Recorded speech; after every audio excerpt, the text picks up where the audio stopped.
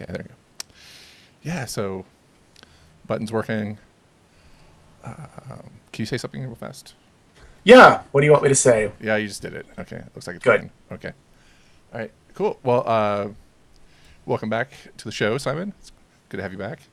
Always a pleasure to be here. Yeah, I think I don't think I've told this story yet, but you were like, I've written books for O'Reilly, a couple of them, and one of them is CSS Cookbook, and O'Reilly has a reputation. I was talking to someone earlier.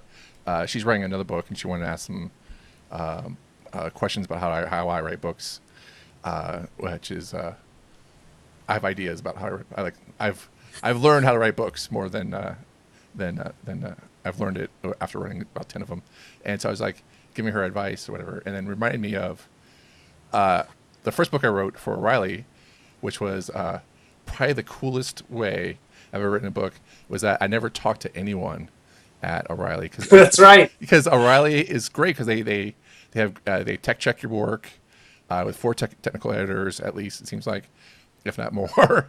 So it's a really ego crushing experience, and Yes. but it makes for a better book overall. So it's great.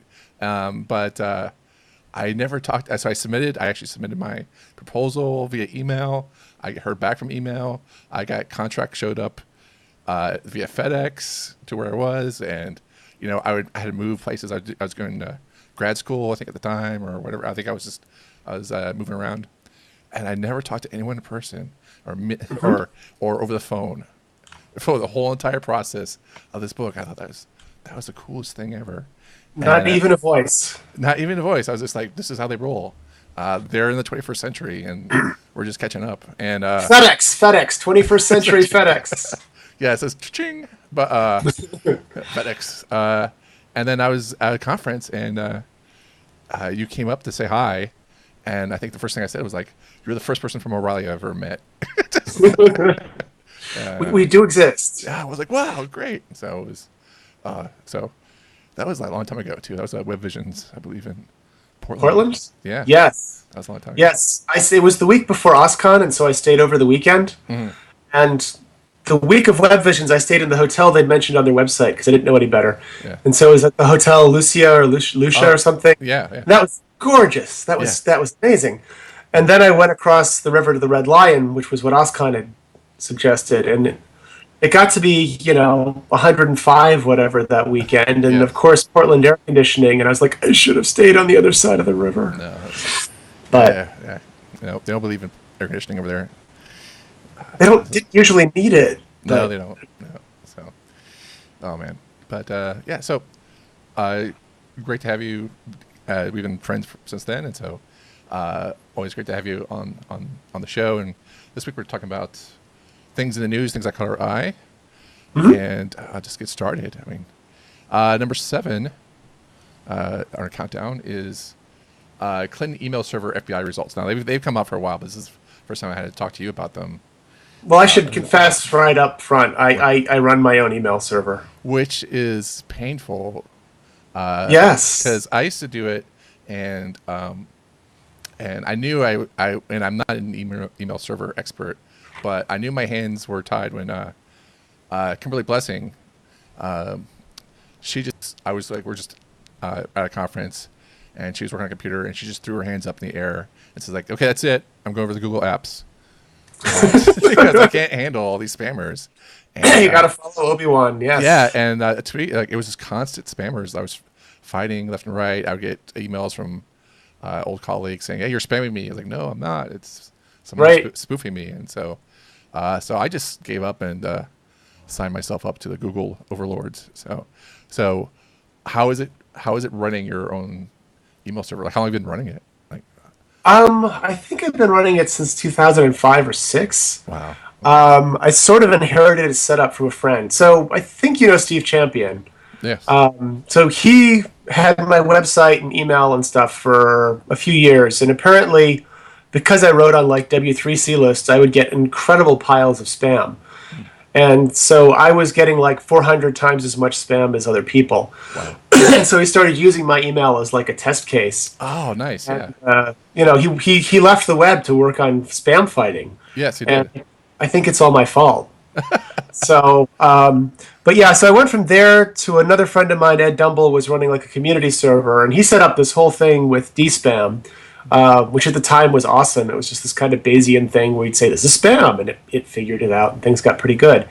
But then I moved it to my own server, and it ran for a while, and then basically DSpam slowly decayed because the guy who created it wandered off, and it took the community a long time to get back.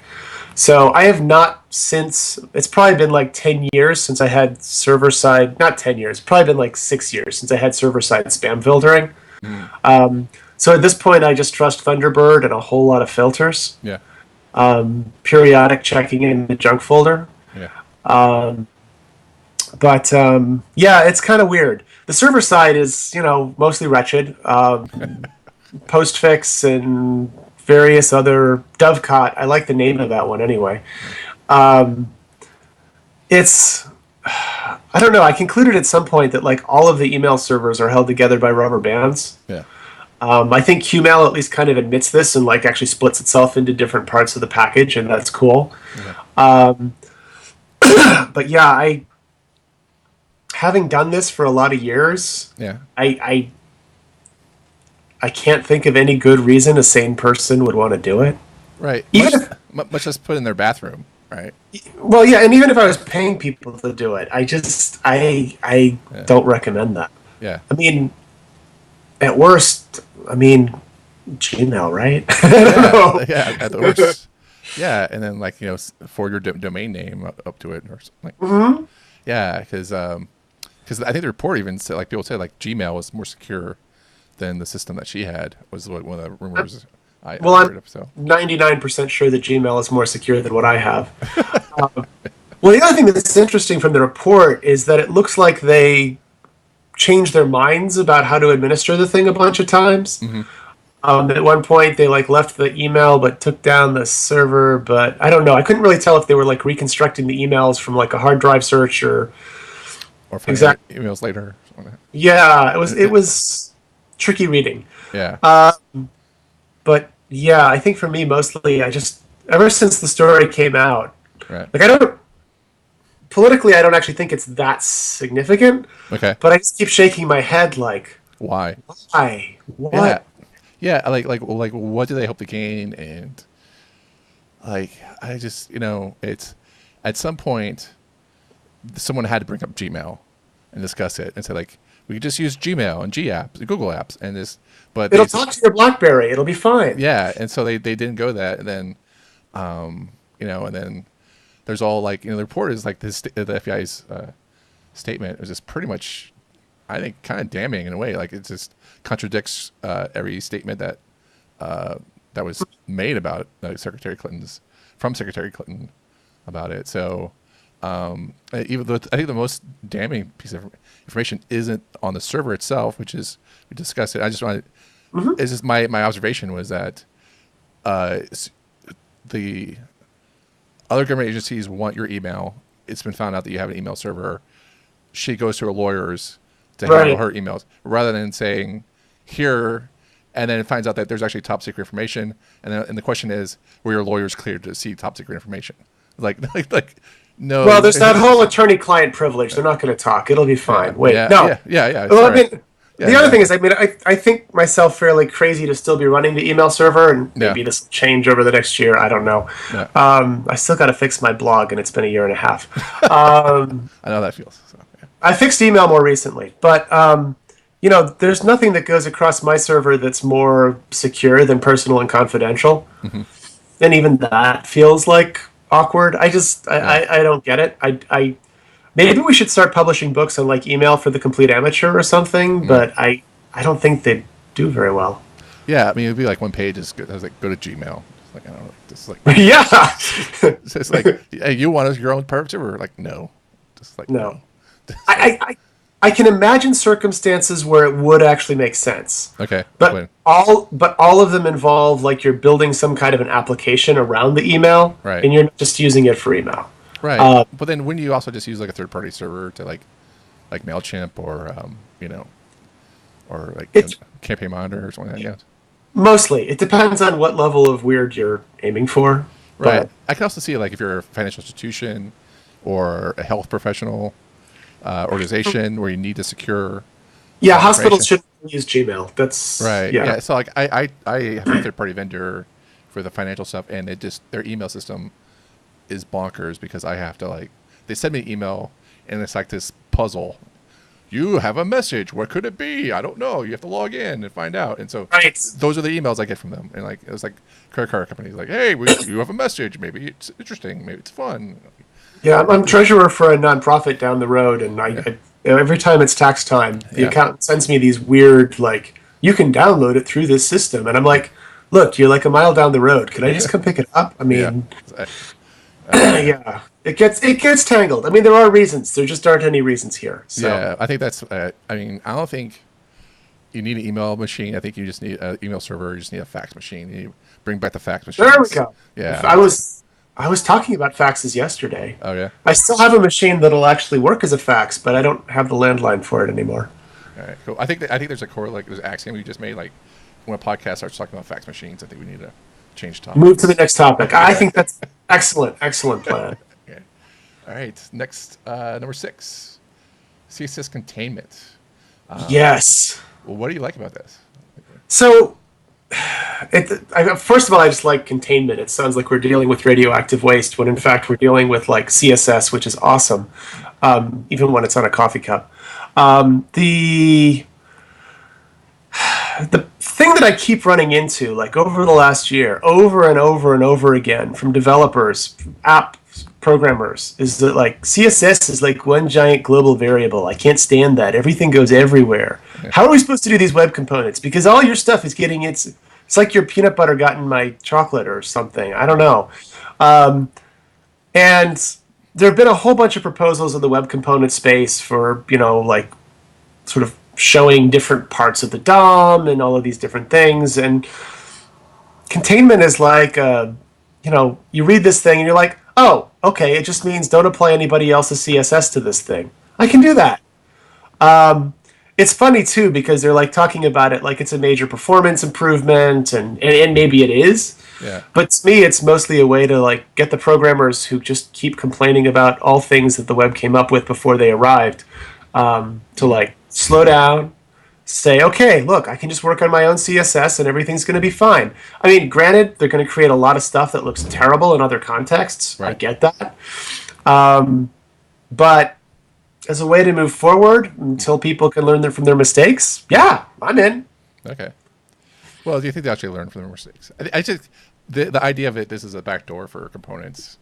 Yes, intrigues me. I never thought of that idea, but because the web performance is like the sugar to swallow it. I think that's kind of like, oh yeah, performance, so we don't have to redraw things. But yeah, I guess I could see that as a way to get components working, because we had components at CSS DevConf, and I think at Past Summit, and it just didn't, for 2 years ago, and there's been how much traction since then, so it's been very, very little. I mean, so 2 years ago, I thought web components were going to be the next big thing, and I was totally wrong.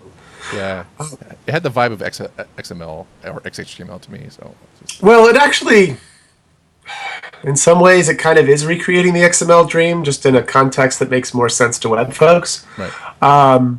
But the more I looked at like what it took to implement these things in browsers, was like, yeah, that actually is a bizarre tangle. Okay. I don't know. I suspect that there's more to this, like implementing this, than I want to know about. Yeah. And we may find ourselves in strange parallel universes. But for right now, I'm like, yes, this is a way to break the cycle of endless complaint. So let's do it. Yeah, pretty awesome. Cool.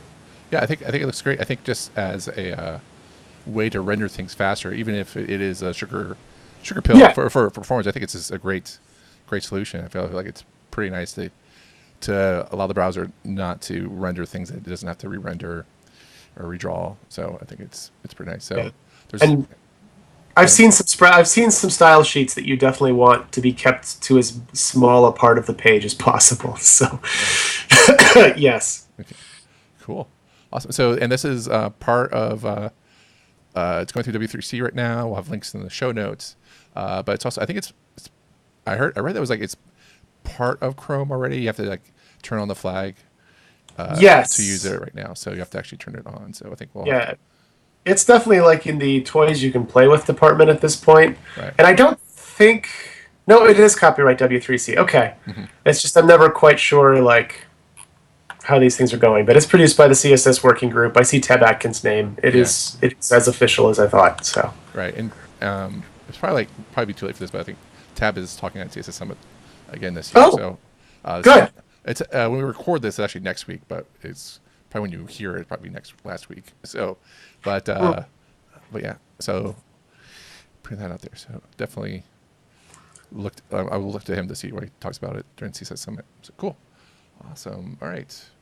Next topic is number 5 is Chris Coyer's SVG book for A Book Apart is coming out next week, and next week it should be end of July. Actually, I should say that better. But it's Practical SVG. There's a placeholder page. Probably by the time you hear this, be able to buy it. And I was able to get an advanced copy. Oh man. Yeah. So I'm going to try to do a quick review next week in the middle of CSS Summit craziness. Okay. But Chris Coyier hosted our Q&A session at our SVG Summit, and it was great. And I think you expect nothing but the book is totally Chris Coyier because the introduction starts with "Hey everyone." It's just "Hey everyone." It's just like I've never read a tech book in our industry where it begins with "Hey everyone," but that's like totally Chris. Yes. So I'm hearing Chris talk as I read it, which is a great testament. It doesn't start with "Hey everyone," but "Design is a job." Mike Montero totally sounds like Mike's voice the entire time. It's crazy. And but I think it's a great book. It's a book apart book, which is always good. Always good. But it's it's a thin volume, what to expect, and so it does the intro stuff for SVG, which I think everyone knows by now. But it kind of this, which a book needs to do to lay down the markers. So I always get upset when I write a book and someone reviews it and says, "Oh, it's got a lot of beginner stuff in there about CSS." Right. Like some people do not know that. Come on. So it does have some beginner stuff for SVG, which is great. Explains why it doesn't work in some browsers better. But what I love about it, it has a chapter about task runners and making things optimized faster, so you can actually work with it, get up and running. If you can get people who are just learning to figure that out, that's perfect because then they'll carry it through to everything else. Mm-hmm. So I've been an SVG fan since like 2001 or so. I'm kind of a graybeard on it. Yeah. O'Reilly published SVG Essentials in 2002. I'm just delighted because it's like Chris. Well, I'm waiting for the sequel because Impractical SVG has to be like 30 times bigger. But there are so many things you can do with it. There are so many ways to fix things that have bothered me forever. Like what? So some of the things that I've seen. Well, okay, I should not recommend SVG for layout, really. Okay. But SVG for small layout, that can work really nicely.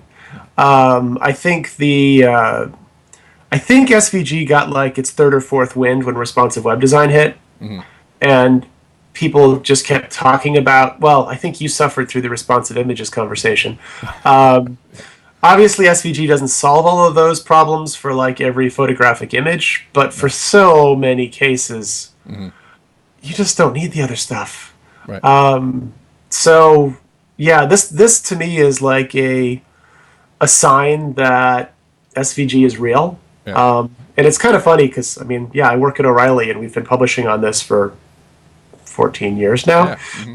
But O'Reilly books sort of mean that it's like real to programmers and like people who follow the alpha geeks. A book apart means people are using it, and that's perfect. Yeah, it means it has to. Yeah, SVGs is great. I think Chris Coyier he fell in love with SVGs and dive in there. And Amelia, has a couple of great books for O'Reilly as well. So I forgot the name of the titles, but they're more of a deep dive into different parts of it. So I think it's definitely pick up the O'Reilly books too if you can. But also CSS Summit, if you actually attend live, we give away a free O'Reilly ebook, and so for the past, giveaways for last couple CSS and SVG Summit, we give away a free ebook for that. So, and I usually always put in the pool for SVG ebook from O'Reilly in there. So it's really great. I think my only concern is like for SVGs is I think where there's some backlash now is that you see layouts and there's usually and there's some backlash out there on the web. You can easily find it, but a website will have this like large hero war graphic that's a JPEG,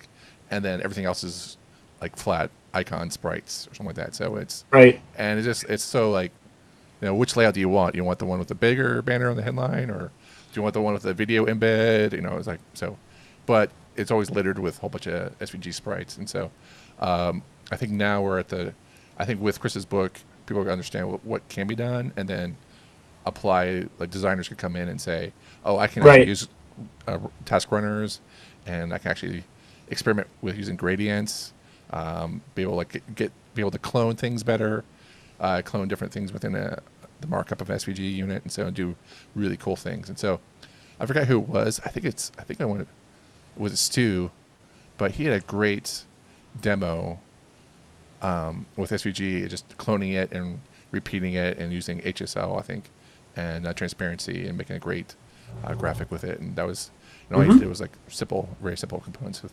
SVG. So yeah, I've seen some great like algorithmic SVG. Like not even like, I don't mean like computer science, go study, get a PhD and figure out an algorithm. I just mean like really simple stuff like I used to do on the Apple II way back when, and I didn't know what I was doing. The other thing though, I feel like it's Chris's book means that it's real, but I think it's probably going to be 5 or 6 years before people really get a handle on like how best to use it. Oh, really? We're kind of in that like, hey, my laser printer has 12 fonts kind of phase. So most people just go on using Times New Roman like nothing changed. Right. The few people go berserk, and then other folks figure it out. Right. So what I want, like we talk about that, like when you say like my printer had 12 fonts on it, just like no one is going to know that.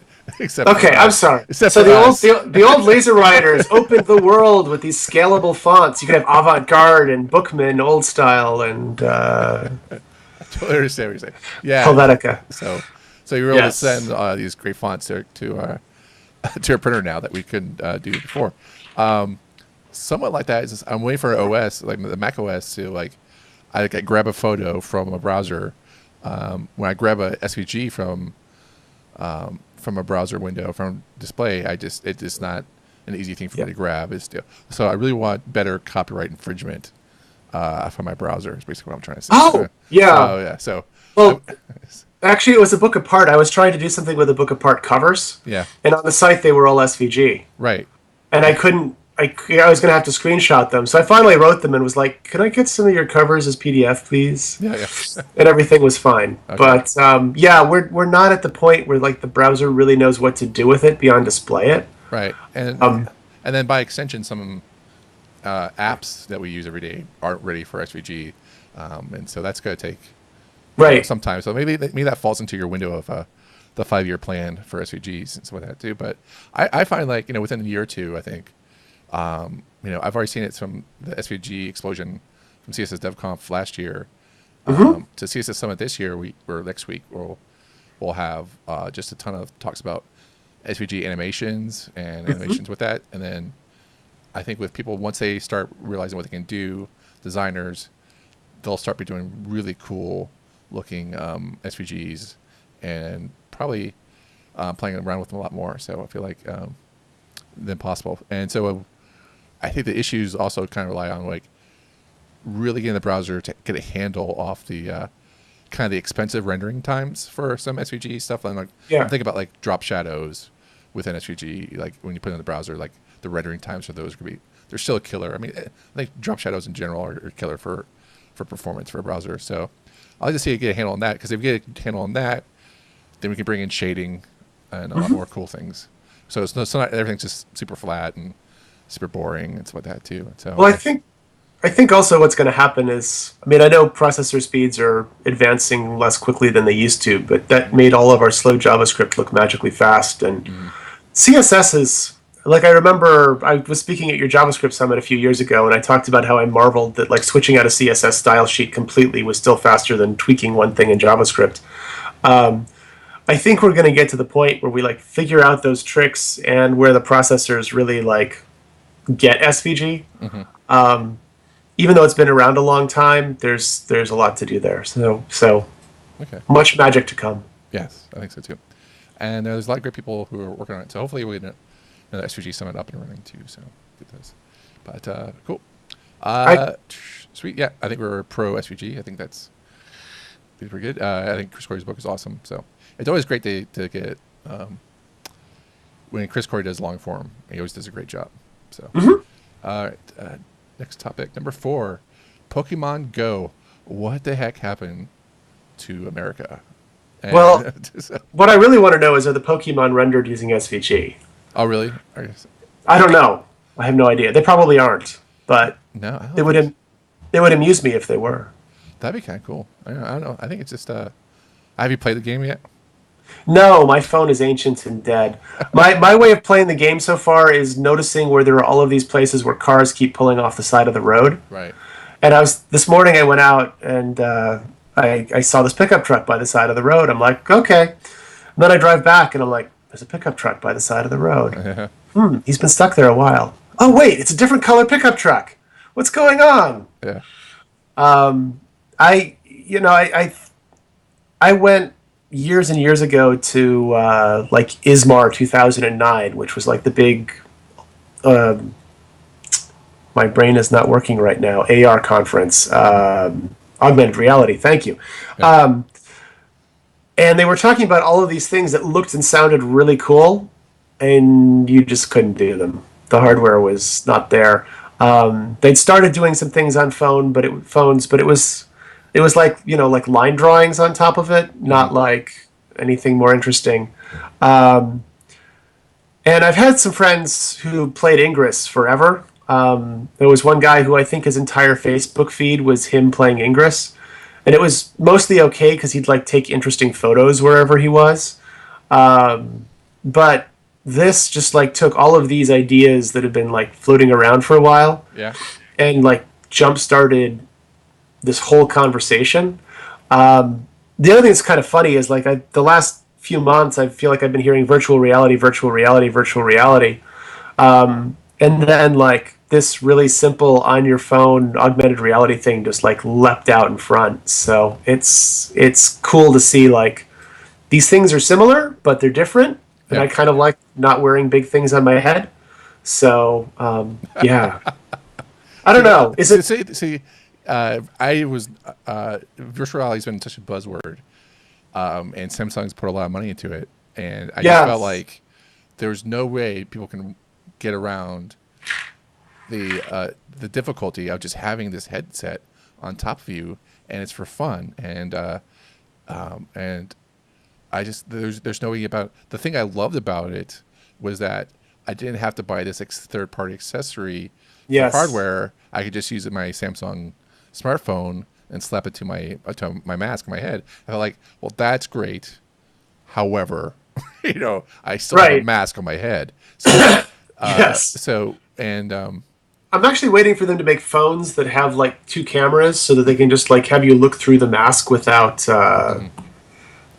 too much distortion, but it's not there yet. I just want the Star Wars hologram effect. That's what I want for my phone.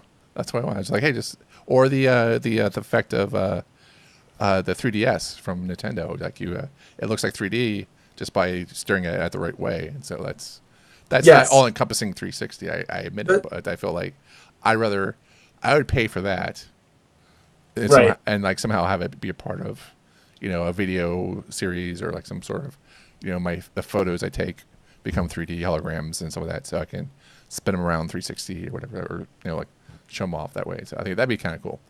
Yes. But I digress. But the company who did Ingress also is the company behind Pokemon Go. So yes. So that's pretty awesome. So yeah, I think that's, and I feel like augmented reality was a big thing with the push of the initial iPhone. I think iPhone games, because I remember I downloaded a game which is no longer available because I would play it every once in a while. But I guess I deleted it somehow. But the ghost would fly up every once in a while, and I was my own Ghostbusters, and so I could just so ghost would fly up in the middle of the hallway. I'm like, oh, I got you, and I would capture it and make the world safe for everyone. So, well, I'm glad you're doing that. That's very important. well, I did it. I did my duty for the country and for the world. So, but Good.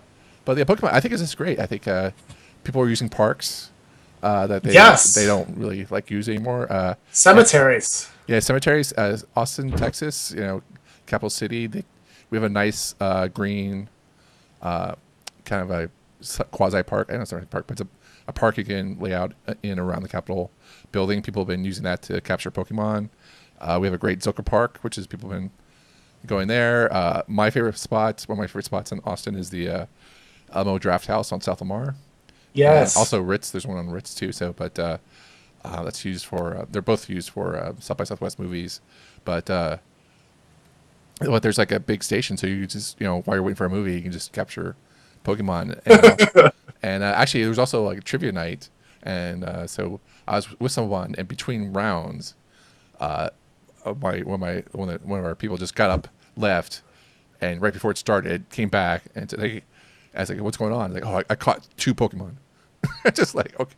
Okay. Yeah. So even then, no. So I enjoy it. I think you have to be careful out there. There's like one good story is like people are actually making friends, and I'm looking forward to see the names of Pokemon babies 9 months from now, because people are getting out and talking to each other and start dating. So I think and more people are using Pokemon Go than was it Twitter and Tinder. Yes. I believe they combined. So that's kind of crazy. And then that was before they actually started because they rolled out to America, New Zealand, and some other country. And so I think they haven't. And that's just like a few countries. So like it's gonna be crazy how far they go reach. So yeah, I saw there's South Korea mostly can't play because of rules involving maps in North Korea. Okay. But there's like one corner of the country, which is like just left out of that. It's like right by the DMZ. So there are all of these people going up there to catch Pokemon. I'm like, this is a new way to be a tourist attraction. Sure. Yeah, that's awesome. The other thing, though, I love the stories of people getting together. I think Eric Meyer wrote a kind of a more cautionary thing this week about like somebody was suggesting you like drop lots of lures at children's hospitals, and it might work for some people, but it could also cause a lot of trouble. And he did a good job of capturing that. There have also been a whole bunch of get off my lawn kind of things posted, but yes, people don't. Yeah. Yeah, I mean, there's also the first case of someone who was skateboarding was trying to catch a Pokemon and got into an accident, and then there's a case of like when it first launched, there's like 3 people were arrested for luring people and trying to rob them. So it's good. Yeah, drop some lures, hang out with a nice truncheon. It'll be great. Yeah, exactly. So yeah. Well, I've also heard of people who are very excited to be in Teslas because they can sort of autopilot and find their way to more Pokemon. The other good one is apparently in Boston, people have figured out that when you're on the surface lines, you're moving slowly enough that it thinks you're walking. And so it like helps you, I think, grow your Pokemon. I don't know the details that well, but I love that people are finding like weird ways to game the game. Yeah. That's. Yeah, I like it because people were just walking. Because I talked to someone who's, he said like the week it launched, it was a weekend on Friday. Someone went out the door of the office, and then before he realized it, he had walked 3 miles and had to walk back to his car. So. I keep seeing all these pictures of exhausted dogs. What is this Pokemon thing? Why does my master keep taking me out? What's going on? Yeah. Oh, and then who said it was taking over the world? Who was we should be concerned about it? Was it Oliver Stone? Was he concerned about Pokemon? Oh, somebody was saying that like if the CIA wanted like to get people to like collect all this information for them, yeah, it's not a bad idea, but it seems unlikely. Yeah, I think it's a little too much. So I don't know. And besides, it's Pokemon users' data, so it's not really like it's not awesome data. But hey, so you mentioned Tesla, so let's move on to our next topic, number 3. Tesla 2.0, Tesla 2 master plan for cars. I think it's not 2.0, it's 2. version 2. We got to stay away from the 2.0. That Web 2.0 thing like used up the 2.0. Yeah, everyone is not on board with that anymore. So yeah, so did you read about the Elon Yeah. Musk's? So what is the master plan? The new one. What's that about? Well, so there are a few things going on. They're probably the simplest is talking about larger vehicles. Okay. And I think when people talk about like the economic impact of Tesla and Uber and things like that, it's the self-driving trucks. There's a map someplace that shows you like what the number one job is in every state, and like for a vast number of states, truck driver. And combine that with autopilot, combine that with we could get really exciting. I'm still not sure I'm going to want to pass the tandem trailers. I always hate passing tandem trailers, but so that's a lot of it. The trucks and buses, but I think the part that kind of got people going and saying, man, maybe this is the end of Uber, or maybe Elon Musk will put a big stake in them, is the talking about fleets of cars. And, basically making it so that you can summon a Tesla to come get you without actually owning a Tesla. Right. There's a bit in there, like I think they would... I'm curious if people will actually want to like rent their cars out to be like automated taxis for other people, but I guess there's a business model there, so maybe. I don't want anyone to see the inside of my car because I have a 6-year-old and an 8-year-old. So anyway, but they were also talking about like in places where we can't get enough people to do that, we'll just station our own fleets there and make money. Right. So I mean, I think that's what Uber is coming up with their own self-driving car because, they don't want like. It sounds bad, but I feel like they have this workforce that they don't want to treat as employees, but as contractors. Right. And I've met so many people before they were peeled out by Austin. That's right. Because we live in Austin and we can't have nice things. You have the Alamo Draft House. What more do you need? Sometimes I don't want to drive back, like that. But fair enough. So I think Uber has made it pretty obvious with their announcement of their self-driving cars is that they're going to have a fleet, and so and that doesn't mean that they're going to get rid of all drivers. I just feel like the whole because they go through a whole lot of churn for drivers, and also their drivers are only work like maybe 5 to 10 hours per week, maybe. I think that's where it's at. So you can't rely on a lot of drivers, and if you live in a place like Austin, Texas, where the weather is pretty sunny and not a lot of rain, not a lot of weirdness going on, you could just have your fleet of battery-powered self-driving cars pick up people 24/7. I'm trying to picture how that will work on the days when Austin is flooded, but yes, that's a good idea. Well, like if it's flooded, then you activate. Don't go out. And then you just generate the whole like what's it called, like surge pricing, and yes, or you get people more motivated to go out and help out. So, so I think that's maybe Tesla needs to make one of those like drivable boats they use for tourist stuff. Yeah, that would be the flood car. That would be the flood car, the duck tour. Yes, the duck tour. Oh man, I don't know if I just that'd be kind of crazy too. So, but and then also there's been a death of a driver who was killed. Yes, I don't make too light, but it was like the first death of someone in an autopilot crash. So his Tesla was an automatic pilot, and he was just driving along. So it's the first death that happened. So it had to happen. I mean, like it's just it. Anytime you're moving fast, your safety is a statistical probability, and I mean, I have a friend who's completely into Tesla and completely wants a Tesla and is completely investing in Tesla. And he was horrified that somebody had died.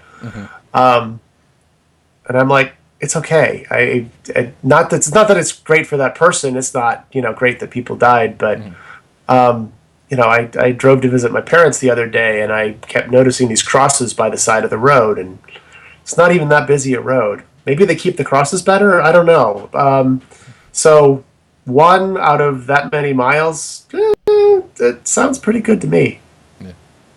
Yeah, I think it's been used. He said it's been used. The autopilot has been used over 100 million times, and so, and so But I mean, the thing I want is something that'll just let me like latch onto the back of the car ahead of me when I'm stuck in a traffic jam and not have to pay attention. But right, and that's kind of like the tandem that's thing, right? So you just yeah, you get your car behind that, and then there's that movie that virtual, like the 3D movie about how if everyone's driving in tandem, then they could scooch up in the automatic driver. They can actually get like an inch apart, and they can start like doing the whole slipstream and save gas that way. And that would just freak me out, and I would not want to do that. yeah, So I don't really want to do that. yeah, that'd be kind of crazy. So, but yeah, so we've had the first death of automatic driver car. So that's still under investigation. That happened in May, and that's still Right. under investigation. So and it has to be because I feel like I'm for Americans, if not the whole population worldwide, why they would have to feel safe Yes. in an automatic car, regardless of what anything happens. Like even if you get the perfect system, if no one's gonna feel it's gonna be safe, they're not gonna get into the car. So it's the first, I hate to say it, deaths of a Right. self-driving car. They're gonna have to be like this massive investigation, and I don't think Right. it's shaken anyone to the core because there hasn't been another death like since May. So it's been pretty I crazy. think there actually is one other, but it's not as clear, and don't think it was autopilot. Okay. But the other thing is, I think there'll be a lot more investigation when it gets to be like a pedestrian or someone in another car. Okay. Kind of one thing to be in your own car and turn on autopilot, Right. and if but then if your like car starts hitting other people, regardless of whose fault it was, I think we're going to have a lot more stories to figure out. But it's early days. I'm trying to think how long it took for like the first person driving a car, period, to get in an accident and somebody get killed. I'm guessing it was probably like 15 minutes. No, I don't that's a know. good story. I used to know that. You know this? I used to know Oh, that story. First, I swear I think he was crossing the street and he got hit. And I think, okay. yeah, no, he was. I forgot his name, but he was getting something out of his car, and I think he got hit by another Okay. car or something like that. So, I guess so. Then we Yeah. just. But I think that's the story. I think that's first major crash play. First major car crash while playing Pokemon Go. No, thank you. It's Henry H. Bliss is his name. He died in September 1899. Killed by a motor vehicle was the first time. And Okay. so yeah, he was getting an average street car and an electric powered taxi cab. Those electric powered cars. Right. Yeah, it's full circle. It's we're back here That's again. true. I want a steam powered car. Can I get a steamer?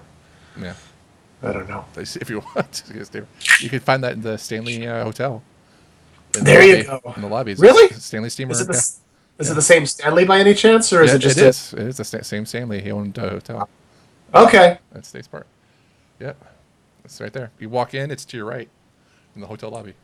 I gotta get there. Yeah. All right. So let's go next topic. Number 2. Comic-Con San Diego International is underway. We've never been to Comic-Con, right? No, I haven't. The closest I've been, we used to have OSCON in San Diego, and it was right next to the venue, which was going to open like the next day. Yeah. This was like probably in 2001, which like I don't think at that point it had sprawled across the universe, but it was still pretty awesome just to like walk around and like there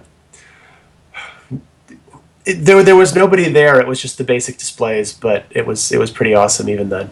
Yeah. What year was that? I want to say it was 2001 or 2002. Yeah. That would have been a great year to go. That would actually, because before the match. If only I'd known. Yeah. Yeah, because there was a web conference that happened right before it, and I was so jealous because if they stuck around, they would, see Comic-Con. But I felt like that was a great thing to do, and so I sort of want to have a conference in San Diego because San Diego is a great town because it's like my perfect weather, like almost year round. Just great things to do, great food. But yeah, so the leading up to Comic-Con is just crazy because I've been like 3 or 4 years, and so it's just really just craziness. Lots of people in costumes.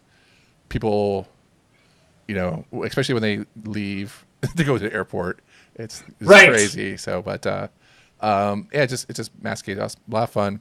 A lot more TV shows than comic books, of course, but because of LA's like 2 hours away, depending on traffic. But it's great. The reason why I mention it is we'll put it on there is because the first wave of news is coming out, and so there's gonna be a lot more news after this to record because it's just the day recording. But I think the big news so far has been the trailers from Netflix for the Marvel heroes for the next. So Iron Fist got a trailer, a kind of teaser trailer, and then but the one that has a good trailer is Luke Cage, which who's had a part in Jessica Jones, which was a great run, great first season on Netflix. So I highly recommend that.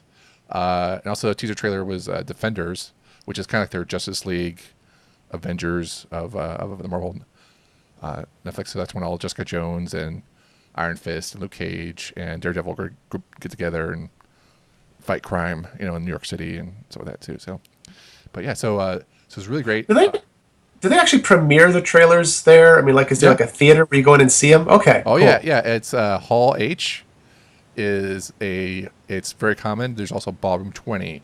These are the two main rooms that you have to do. And especially if there's a Marvel movie or there's a Marvel panel, it's usually in Hall H, which is this building.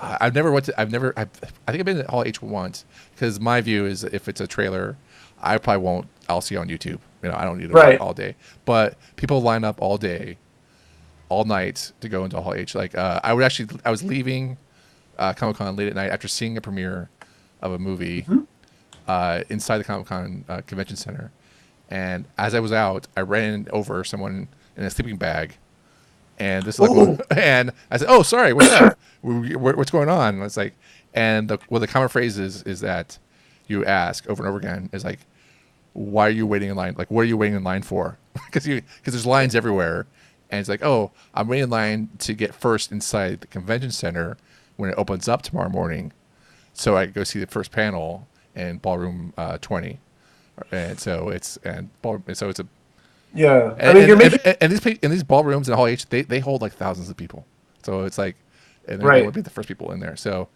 basically they're waiting like all night and doing all sorts. And some of it's kind of cool because like before Avengers 2 and Avengers 1, I think Joss Whedon would come out in the middle of the night and just say hi to people and say hey.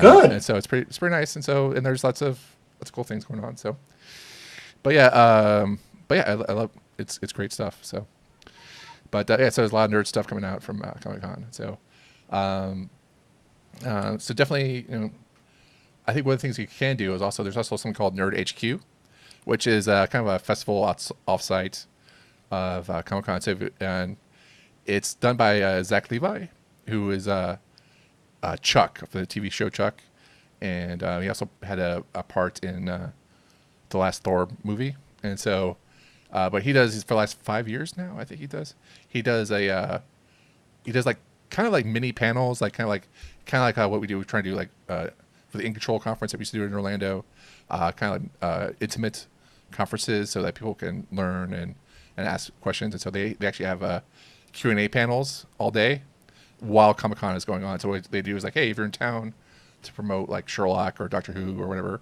they actually get like, or Thor or whatever, they actually get actors from those things and bring them over to do panels. And the panels are like $22 per person. You're guaranteed a seat. So while people will wait in line all day for a Hall H or Ballroom 20, they're not guaranteed to get in, right?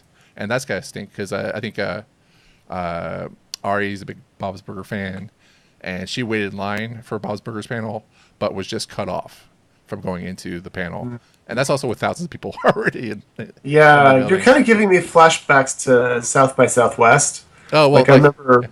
I remember being in a room where like you couldn't leave to use the bathroom because it would like somebody else would come in and that would put the thing over capacity. And oh, okay, yeah. So my story, which is gonna be too long, but is so the first year I went, I just decided to go because I wanted to go forever, and I just because like my vacation or whatever. So I went. No idea. There's no like manual for it. Actually, one of the books I want to write is called like Hacking Comic-Con, just so people who know what to expect. But I thought like, hey, I've been to South by. South by is crazy. I know what to expect. I can handle this.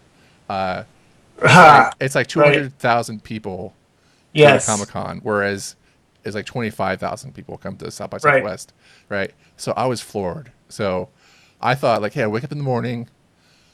My hotel is a mile away from the convention center, and it drops you right in front of the convention center. I'll just hop on the train after I have breakfast in the hotel, and I'll just like, Bob's your uncle. I'm done, right?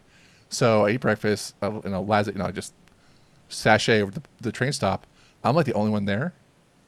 I'm like, well, there's gotta be someone else wants to go to this thing. Train shows up, like it's filled to the brim. Already, there's people like in costumes. It was a freak show in there, and also the train's already has like the advertising wrap for TV shows from the CW. Of course. So yeah, It's Right. like, hey, that one's filled up. That's cool. I'll go to the next one. So I waited 15 minutes. That one is filled up to the brim. I was like, okay, I'll just walk to the convention center, and it's kind of like a back way. And so I happened to walk in front of because there's a bay, so I walk in front of a block in front of the bay, and I was there the day before, and there was an info desk, and I asked the lady, hey, where do I go to register? And she said, like, right here. I was like, are you sure right here? Like, okay, sure, right here. So I go to that point where she was the day before. She's not there anymore. What's replaced her in her booth was a line of people that scaled around the building, the convention center, between two big buildings in the convention center. And I'm going around, take a left turn, line of people who still haven't gotten their badge yet, and I keep on walking. It goes across the parking lot. And so I keep on walking. It runs into the bay, kind of like the road against the bay. It takes a right and follows the bay, and so I keep on walking. Literally, I walk a mile to the convention center, and then I walk a half a mile to the end of the line. Yeah, but which is great because I was able to talk to these awesome people in line. They didn't say this, and they were like ecstatic and happy to be there. To be in line. But what really was like what kind of floored me as a event organizer was that the line is the most efficient thing at Comic-Con. Because to register for Comic-Con, because they have about 10 rows, about 20 computers deep for each one on each side, and each one is manned by, I don't know, volunteer paper, I don't know, whatever, by a volunteer person who takes your barcoded piece of paper that has your registration, and then they have a printer. It's a really fast printer. They scan your card, look at your license or your government ID, whatever. Say, okay, you're good to go. It spits out your name badge. So they hand you the plastic thing for your badge, and your in the lanyard or whatever. It doesn't have the lanyard. It just gives you the plastic thing, and hand you the sticker and throws it. They don't throw it at you, but they give it to you to put into the lanyard, and they tell you to walk down the path, and then you have to pick up your lanyard. So you have to assemble your own badge, and so just so you get through the line faster, and then that's when you get your Comic-Con bag or whatever, your goodie bag. But so that just makes the line go really fast. So like while that was a long line, like a half-mile line, it was really quick to go through it and stuff like that too. So, but yeah, so it's mammoth in terms of the scale of what's going on there. So, so you can see what people wait in line all night just for a chance to get to a panel with that. So I don't really I don't do that when I go to Comic-Con just because I feel like if it's gonna be something crazy cool, I'll probably see it on YouTube or something like that. So, but yeah, so I try to go find the out of the way things like. One of the cool panels is like, I'm a big fan of the graphic designer Chip Kidd, and he just happened to be there. Well, he does a lot of work for DC Comics, and so he happened to have a panel with these great designers from the last century at Comic-Con, which is totally weird. Right? It's a panel that belongs at HAL Design Conference, but it was at Comic-Con, and Chip Kidd's like one of my heroes, so I was able to like get a selfie with Chip Kidd. I was like, oh my god, so it was really great. Like, and there was like. And the room was like 1/3 filled, for Chip Kidd. So, whereas like waiting all line a day for a trailer for Iron Man or Iron Man or like Luke Cage or so like whatever. So I kind of like that. You find these gems in places where they're not really supposed to be, and it's sort of sad when the room's only 1/3 full, though. Yeah, well, like and then there's like other stuff that like I would never like I'm not a big anime fan, but the anime stuff is like packed to the brim. But back to your bathroom point, like I want to loop it back because it always goes back to the bathroom. But is that my first year there, I went to the DC Comics panel, and I'm a big fan. DC Comics fan. That they were about to. It was the year before they announced the New 52, the whole reboot that they did, and so like I had to go to the bathroom, and so I asked like, what do I do to go to the bathroom, like whatever, and I went to the back door, and I told the person that was there, who's the security guy person, I have to go to the bathroom, and they gave me a piece of paper. Oh, okay, good. A hall pass. So if I didn't have that piece of paper when I got back, I was not getting back into the room. So that's how like it's like 1% in, 1% out, 1%. But yeah, I felt like I was back in like middle school or something like that. So. Yeah. So get the teacher to sign your hall pass. It's perfect. Yeah, that's great. So anyway, it's cool. I think I buried Comic-Con discussion right there. So. That's okay. All right, cool. Last topic, number 1. Star Trek Beyond. So yes. So are you a Star Trek fan? I am, but like a moderate one. I'm happy to watch it, but I don't know every detail. Okay, that's fine. That's cool. That's cool. Yeah, I'm both a Star Trek fan and a Star Wars fan, so that's. Yes, but, I have the same problem in my house. We have both. Yes. Yeah, exactly. I would say this is a really great Star Trek film. Star Trek. The last one was kind of like what it was pretty much a copy of the first one in some degree, but it's also the Federation is at problem or is at fault, and so it's kind of not Gene Roddenberry's ideal of having the Federation be perfect or whatever. So it's kind of like, and not that that's good or bad. I mean, I think Deep Space Nine did that whole like the institution is corrupt storylines a couple times. So I feel like that's okay, but this one is more of a kind of extended episode of a traditional Star Trek thing. Good. But a lot more, and it's directed by the guy who, Justin Ling, I think is his name, who does Fast and Furious. So he does a lot more, like cool action stuff in there too. So I'm trying to imagine like crossing the Fast and the Furious and Star Trek. I'm going to have to do some animation. Well, and also Simon Pegg co-wrote it as well. He's done his movies are, I think, just very smart in terms of they're comedies, but they're also very smart in terms of how they go about their sci-fi and their execution. And so there's a lot of that I felt not in front of you as kind of like gags or something like that, but in terms of the background, there's a lot of smart science fiction ideas that are playing in the background. And I felt like also Simon Pegg being a Star Trek fan, I think they made a list of like, what are the cool things we liked about Star Trek movies, and made a list of them and put them into the movie. And so I felt like that was pretty good. And then also ask questions like, why does XYZ never happen? So like I felt like if you've seen the trailer, you see all these small ships kind of crashing into the Enterprise. I felt like that's always a great that's a great villain, because you always have had Star Trek ship battles where the ships are relatively the same size. Right. And so like, well, why have you have a smaller ship? How can Enterprise defend itself against that? So I felt like, so I think it's not as I think Khan is still better. Star Trek 4 Voyage Home still has its unique quirks, charms, if you will. Yes. And so, that's LDS, I think it was. Yes. And I feel like this one's like right behind that one. So, and okay. Yeah, I think it's pretty fun. I would go back and watch it again, and probably will. Good. Yeah, I was just trying to figure out like why we've been talking about Star Wars in my household so much more than Star Trek lately, and I finally figured it out. It's because the kids are playing with Lego stuff, and you can get Star Wars Lego. Yeah. So those characters are like entering their plans. I'm not sure all the Lego Star Wars stuff actually existed in Star Wars, but maybe I just wasn't paying attention. Who knows? So they need Lego. Right. And then there'll be more stories. Maybe, yeah. But hopefully there'll be another movie. I don't know. It seems kind of weird. Oh, there's going to be a Star Trek show next year. So yes, see how that goes with CBS. So see what their plans are with that. But yeah. When do we get to the point where we start mixing the Star Trek and Star Wars things, kind of like Batman versus Superman, and like? Hopefully never, because that'd be crazy. That'd be like, Kirk versus Vader. oh man, Let's not do that. let's not do that. Let's not mix the streams up like that.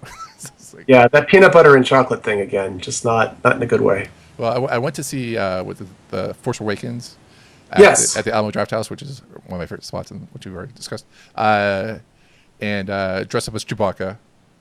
Perfect. There, Just like in New Orleans in the rain. exactly. And then Ari dressed up as lieutenant, or no, not as a Star Trek officer. So as a medical officer. So they're having one person. So she was the person Okay. who stood out. So some people liked it, but she got some nasty looks. People didn't pour milkshakes on her or anything, I hope. No, she got some nasty looks from other people in Star Trek. Okay. Outfits, costumes, cosplay. So, but it's all good fun. So, Good. but yeah. So, cool. Yeah. But we're in the list. Anything you'd like to add? I don't know. The only thing other thing I've got to add is this really obscure decentralized web stuff, and Oh, yeah. that's hard to explain. But like, yeah, instead of having servers, you're like posting to the web. That sounds good to me, but we'll see if anybody actually wants it. Yeah, that's about the only thing I've really seen different in the last month or so. Actually, it's kind of cool though. Like, it's been a good time for the web. I think a lot of it actually is coming out of the CSS space these days. The JavaScript is busy, and there's always more frameworks to figure out. But I'm just having a lot of fun. Like, that's stuff I wanted for a long time. Yeah. Or like, I was looking at Flexbox the other day and going, "Wait, you mean I could do this?" And I got to go check out. Jen Simmons gave a talk with some Mondrian layout that uses grid and only works in the latest Firefox, and people were tweeting about it like it was the second coming. So definitely time to go see some new stuff. But yeah, it's all sort of getting started. It's not really stuff that's here yet. All right, and that's a good segue because Jen Simmons, we just announced, is a keynote speaker at CSS DevConf. Oh, perfect. So yes, that's good. Thank you so much. I owe you 20 for setting that one up. So Okay. cool. How can people find you on the internet, Simon? Easiest to find at SIMONSTL on Twitter, and that will connect you to pretty much everything else. Okay, cool. Awesome. Well, thanks for being on the show again. Appreciate it. Always happy to be here. Always great to talk. Come in. Cool. Till next time.